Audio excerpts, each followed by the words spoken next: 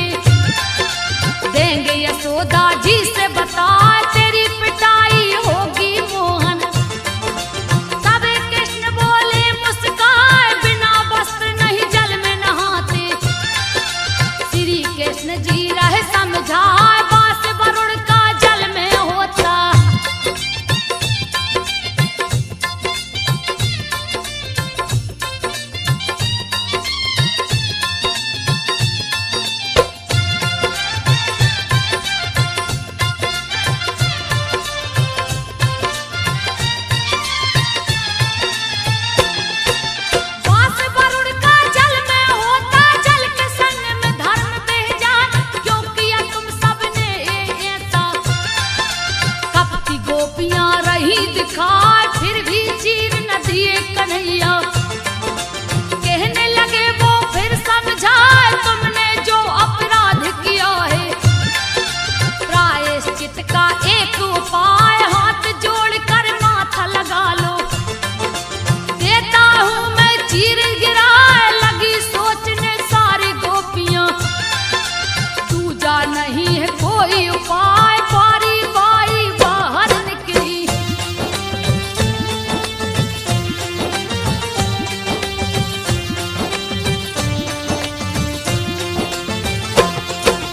बारी बारी बाहर निकली, जोड़ हाथ लिए कपड़ा जाए, छलकिए गोपियों के संग चलिया। फिर सबको दिया है समझा दृष्टि दोष नहीं हो सकता। प्रिय आनंद जो मगन हो जाओ, हे अब लाओ ब्रज को जाओ। काम न पुण्य तेरा हो जाए, देवी पूजन तुमने किया है। सारी गोपियां सुन हर्षाए, कृष्ण की लीला बहुत निराली। जो देखे देखत रह जाए, आयोजन की रास लीला का।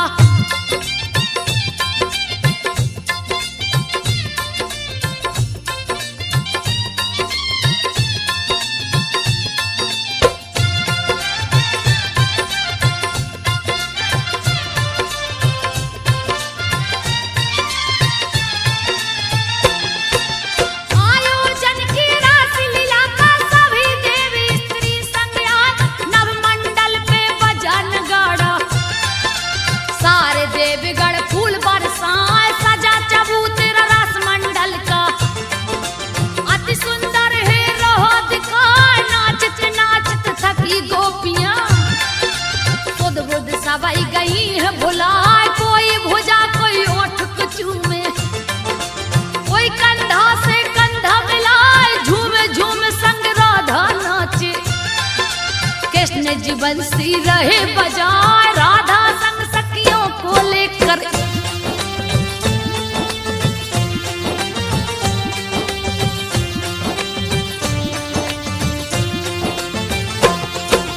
राधा संग सखियों को लेकर रास लीला प्रभु रहे दिखा। जितनी गोपियां उतने कृष्ण थे, सबके संग में नाचे गाए, भुजाओं में गल बहियां डालकर। देवतागण भी देख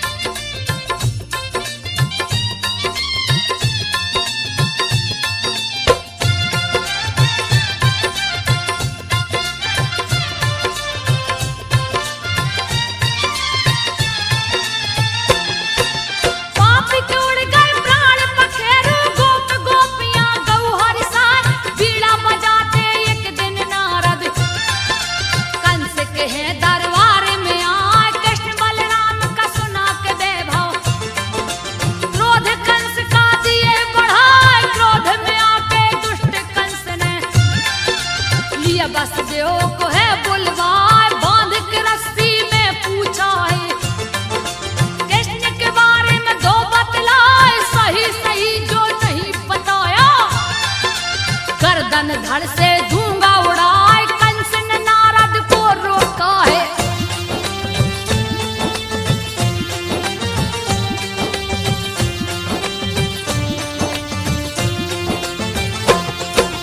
कंस ने नारद को रोका है, फिर उसको बोले समझाए, कृष्ण बलराम दोनों भाई को मथुरा में ही लो बुलवाए, वसुदेव को कारागार में डाला।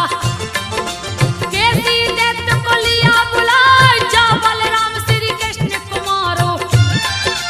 यमपुरी को दो पहुंचाए, हाथी महावत को बुलवाया। उसको भी रहा है वो समझाए, आते ही कृष्ण को मार डालना। उसको लेता हूँ बुलवाए, अपूर को अंत में बुलवाया।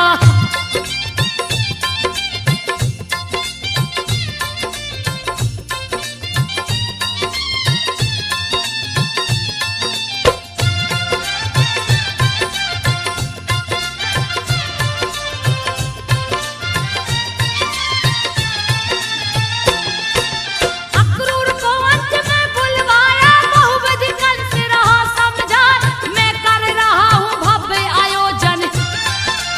आप कृष्ण बलराम को लाओ, सबको समझा बुझा कंस ने। कैसी व्योम को दिया पठाए, घोड़े का है रूप बनाया।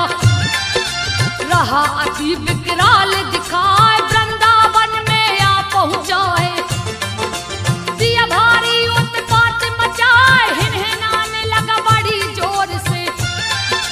रगरे खूर धरती हिल जाए, ग्वाल बाल भयभीत हुए हैं।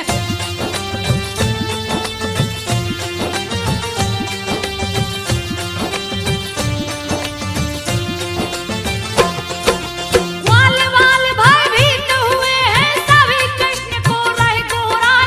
चीख पुकार सुनी भक्तों का, दौड़े दौड़े प्रभु जी आए, कमर में फेंटा बांध लिए।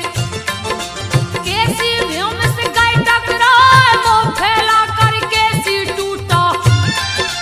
जैसा लग धरती हिल जाए, उसके मुंह में श्री हरि ने अपना हाथ दिया है घुसाए, हाथ को अपने लगा फैलाने।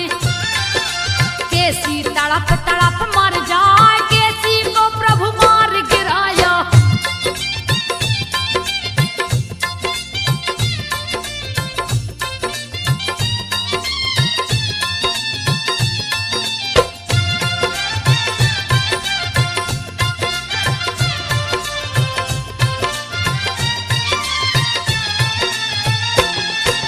कैसी को प्रभु मार गिराया, सुनकर कंस गया घबराए।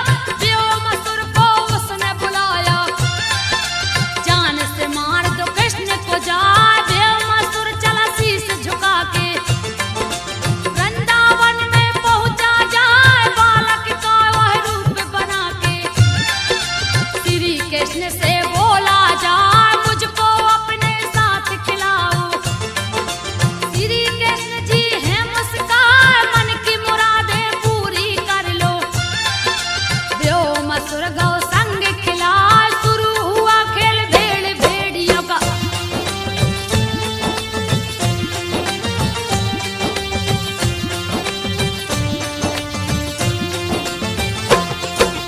शुरू खेल हुआ भेड़ भेड़ियों का, व्योमासुर दिया माया रचाए।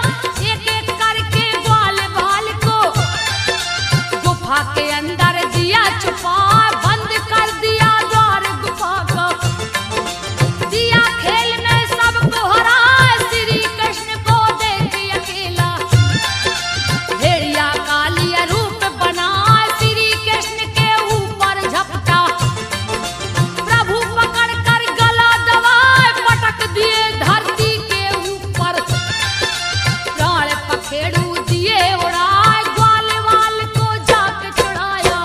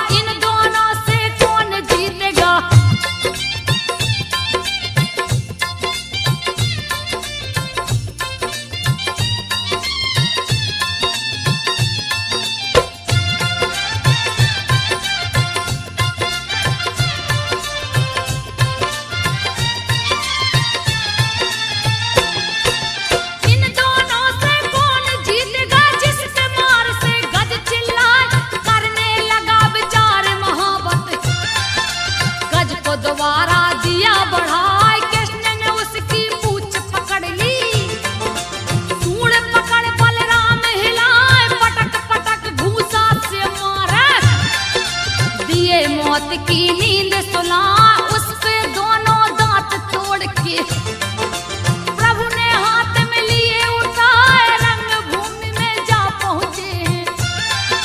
लिए नटवर का भेष बना, देख कंस भयभीत हो गया।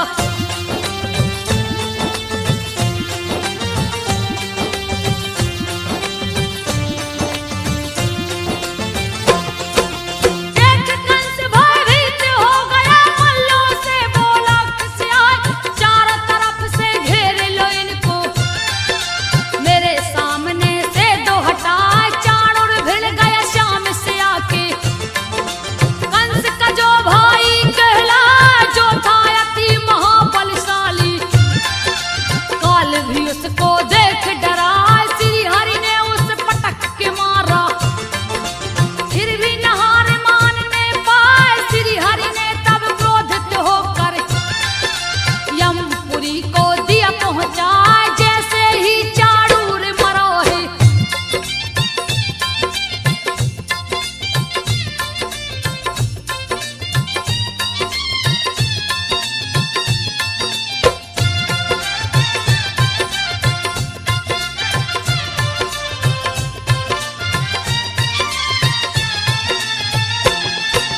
जैसे ही चाणूर मरा है, मुष्टिक आके गए टकराए, बलिराम पे झपट पड़ा है।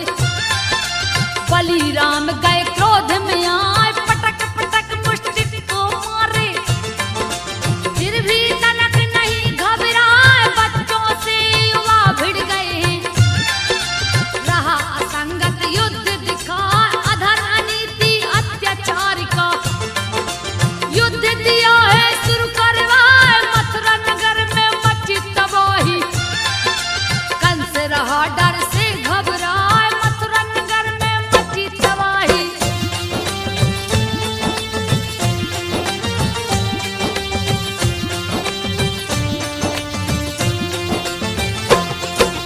मुष्टिक ने प्रहार किया है, श्री बलराम भी जा टकराए, हल से प्रहार किए हैं हलधर, सीने पे हल को दिए चला, मुंह से खून लगा है गिरने।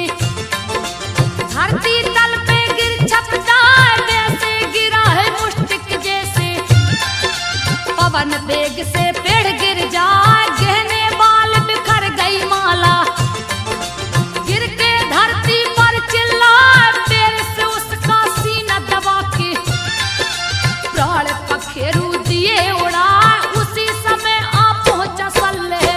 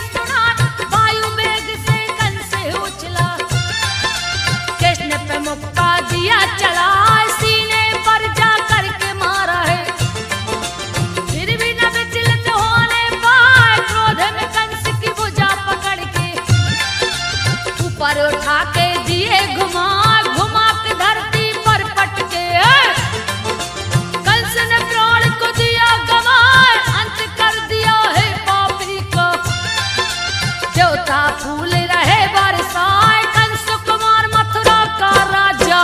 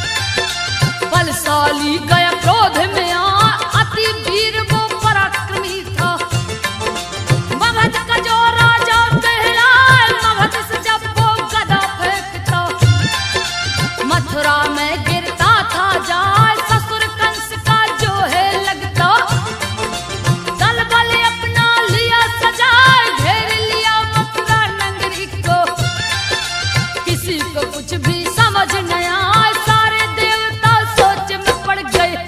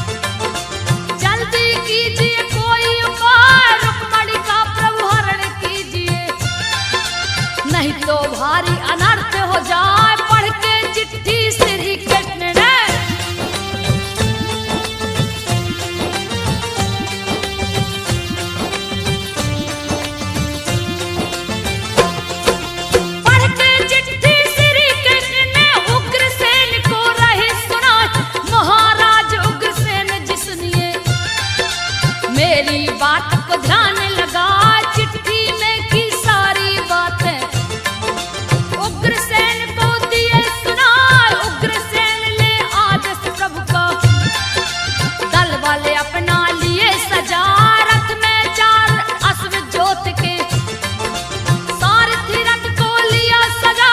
कृष्ण जी रथ में बैठ गए हैं, ऊपर लाल ध्वजा लहरा, जिसको पकड़े हैं बजरंगी।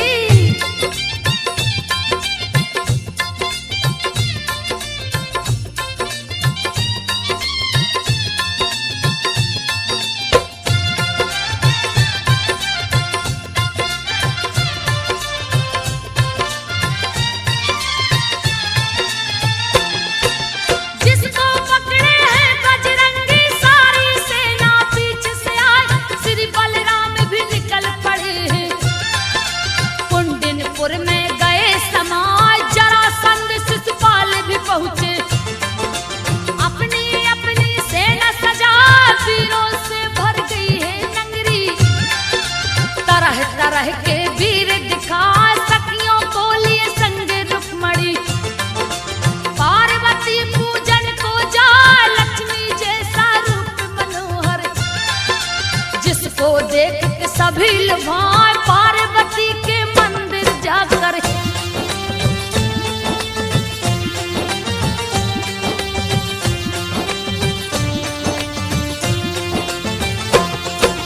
पार्वती के मंदिर जाकर पार्वती को रही मनाए, आरती पूजा वंदन करके पार्वती को दिया प्रगटाए। माता हर्षित होकर बोली, मांग लो वर जो मन में आए। तब रुक्मणी ने शीश झुकाकर माता से बोली, हर्षा पति के रूप में कृष्ण दीजिए, तुझे इच्छा कोई ना। यो मस्त के पार्वती ने रुक्मणी को लिए गले लगा, रुक्मणी मंदिर से निकली जब,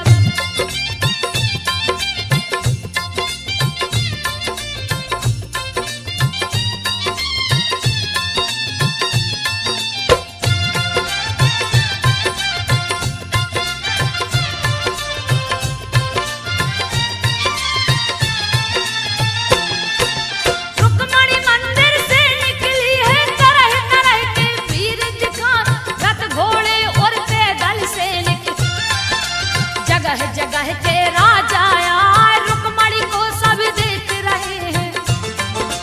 अति सुंदरी रही दिखा, जो देखे देखत रह जाए, देख के जाते हैं ललचा, जैसे ही कुछ दूर गई है, कृष्ण से नजर गई टकरा, दोनों एक दूजे में खो गए। श्री हरि जी हैं रहे मुस्कान, आगे बढ़ के हरण कर लिए।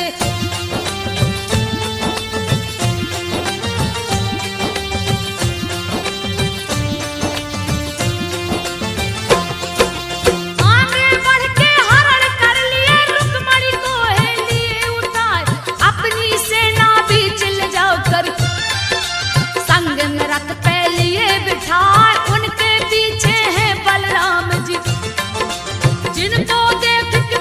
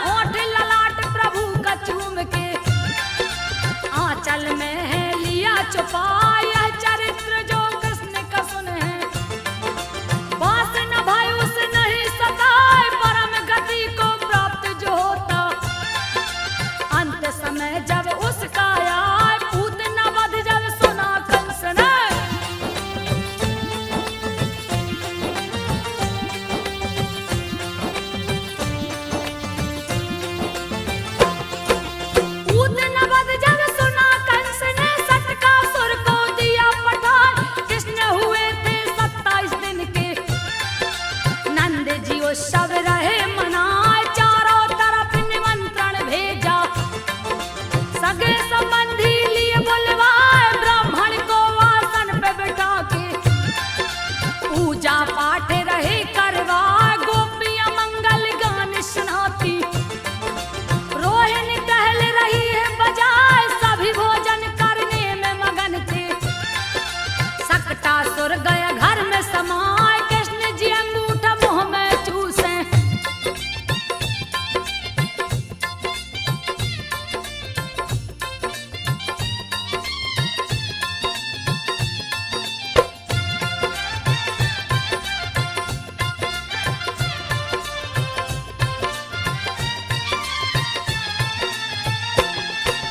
कृष्ण अंगूठा मुख से चूसे, भूख के मारे रहे चिल्लाए। इतने में सकटा सुर पहुंचा, नंद भवन में गया समाए। कृष्ण के पास में जा पहुंचाए, पाके अकेला गया हर साय। पालन में थे कृष्ण कन्हाई, सोचा दूं गर्दन को दबाए। जैसे ही पापी हाथ बढ़ाया, कृष्ण ने लात को दिया चलाए। लात लगा सीने के ऊपर, पापी गया अधिक गुस्साए। तोड़ दिया पलने की डोरी,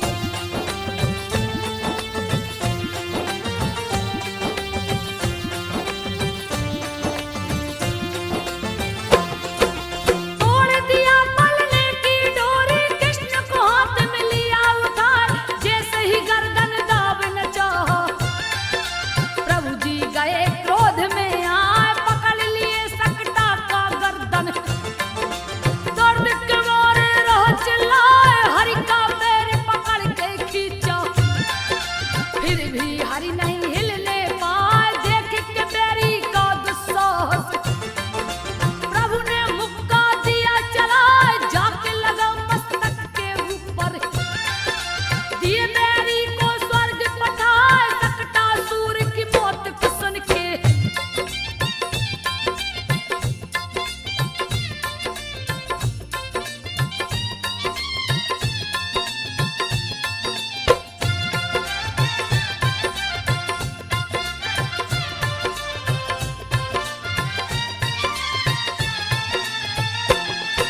सकटासुर की मौत को सुन के दैना व्रत गया क्रोध में आए।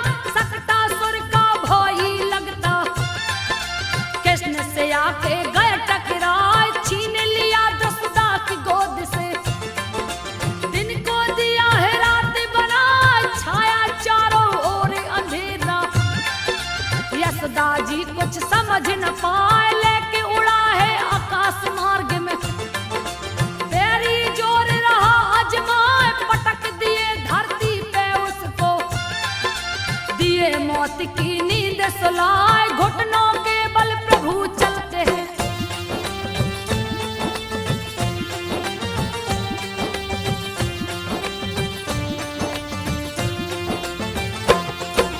घुटनों के बल प्रभु चलते हैं। मुख पे दही गले पे लगाए, मीठी तोतली बातें करते। गैया की पूछ पकड़ झुल जा, एक दिन रात में चांद को देखा।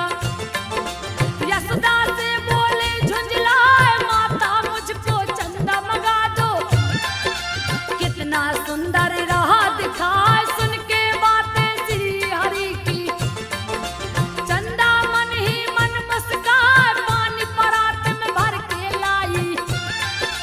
उसमें चंदा दी दिखलाए, हाथ परात में डाल प्रभु ने।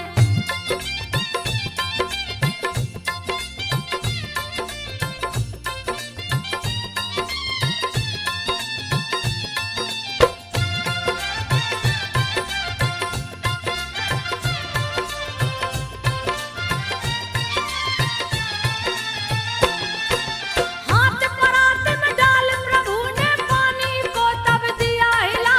हो गए चंदा फिर लगे रोने, मैया दो चंदा मंगवाए। खेल देख के श्री हरि का, चंदा उतर के अंगना में आए। अनेक तरह की लीला करके, दूध दही माखन को चुराए। रोज उल्हेना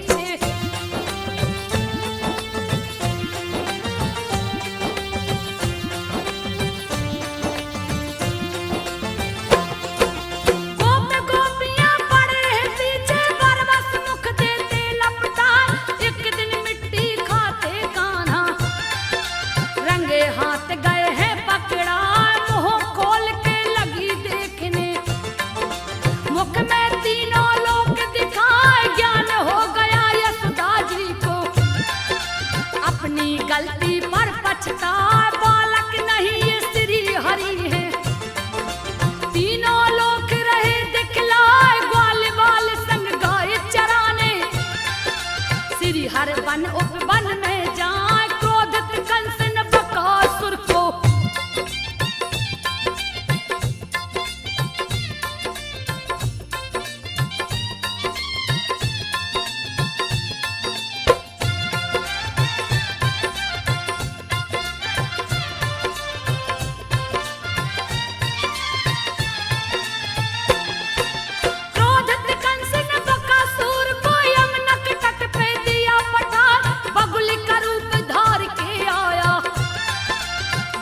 बाल सब गए डराए, गैया बछड़ा भागन लागे, दिया भारी उत्पात मचाए, कृष्ण को चोंच में बंद कर लिया।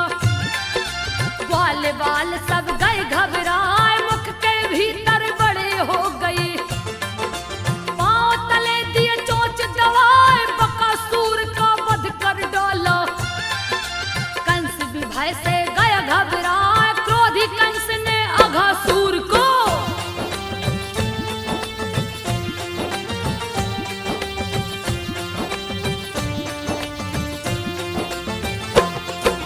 क्रोधी कंस ने अघासुर को तब गोकुल में दिया पठार।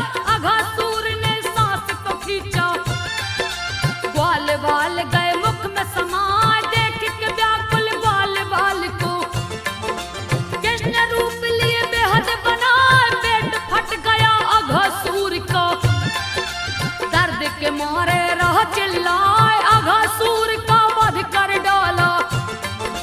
बाल बाल को दिए छुड़ाए, खुशी खुशी सब हर्षित मन से अपने अपने भवन को आए, अघासुर को मार के कान्हा।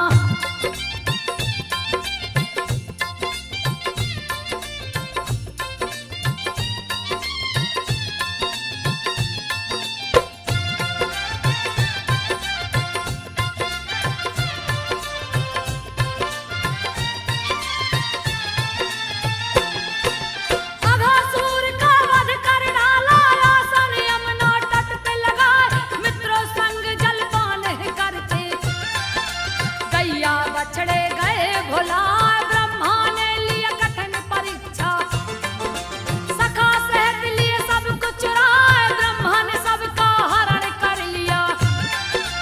कोई कहीं नजर नहीं आए, उसका भी वो हरण करते, जो भी उसको खोजन जाए, देख के असमय आई विपत्ति।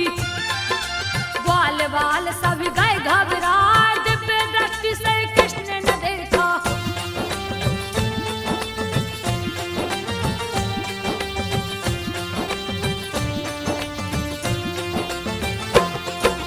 दिव्य दृष्टि से कृष्ण ने देखा, ब्रह्मा से नजर गई टकराए, ब्रह्मा को चोरी करते देख के कृष्ण जी मन ही मन मुस्काए, सारे सखा बिछड़े गायों से कृष्ण जी ने है दिया छुड़ा।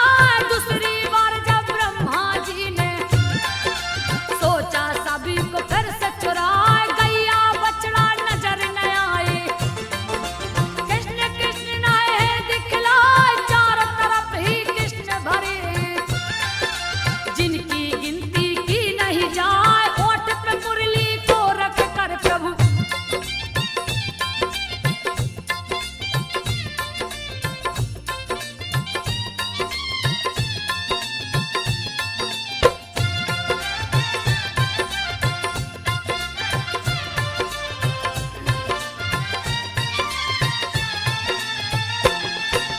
ओठ पे मुरली को रख कर प्रभु मंद मंद है रय मुस्काए, शंख चक्र गदा पद्म है सोए, दिए चतुर्भुज रूप बनाए, चोरी के पाप से बचने को ब्रह्मा कृष्ण की स्तुति रहे सुनाए, बोले जय हो कृष्ण कन्हाई। ओम नमो भगवते वासुदेवाय, आप ही माता पिता सखा है, आप ही तो है मेरे भाई, लेना चाहा परीक्षा आपकी, मेरी चूक क्षमा हो जाए, ब्रह्मा जी को किए माफ प्रभु।